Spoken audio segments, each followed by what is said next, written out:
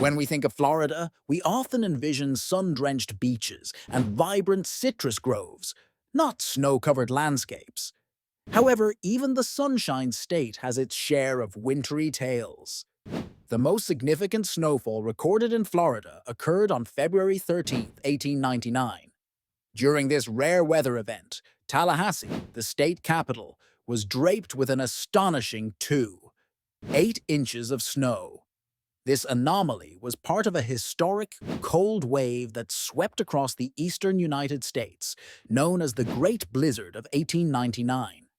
While snowfall in Florida is an infrequent phenomenon, this event remains etched in history as both a meteorological marvel and a testament to nature's unpredictability.